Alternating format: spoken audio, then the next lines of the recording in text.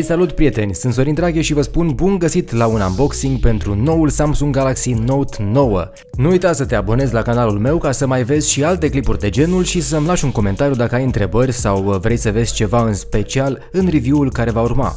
Note 9 este flagship-ul celor de la Samsung care vine cu toate funcțiile pe care ți le poți imagina: recunoaștere facială, scanner de iris, senzor de amprentă, încărcare wireless, încărcare rapidă, cameră cu apertură variabilă și multe altele.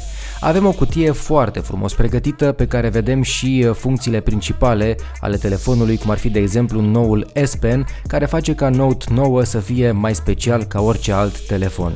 Pe cutie vedem că specificațiile sunt foarte tari: ecran de 6,4 inch, cameră principală duală cu 2 senzori de 12 megapixeli, cameră frontală de 8 megapixeli, 128 de GB stocare și 6 GB memorie RAM, căști tunate de AKG, sunet stereo, baterie de 4000 mAh și certificare IP68. În plus, dacă desfacem cutia, mai găsim înăuntru, pe lângă manualul de utilizare și cheița pentru SIM, o serie de accesorii foarte funcționale. Avem încărcătorul rapid, același ca pe Samsung Galaxy Note 8 sau Galaxy S8 și 9, cablu de încărcare și date USB-C, adaptor de la micro USB la USB-C foarte folositor, adaptor OTG de la USB-A la tip C și piesa de scos vârful și de înlocuit pentru S Pen. Telefonul este protejat de folia de care scăpăm rapid și vedem culoarea și finisajele superbe.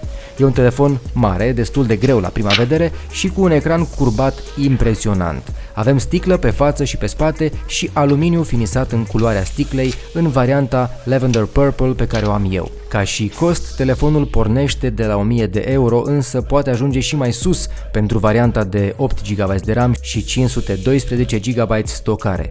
Discutăm pe larg despre funcțiile speciale ale S Pen și despre ce poate face noul Note 9 într-un review care urmează curând.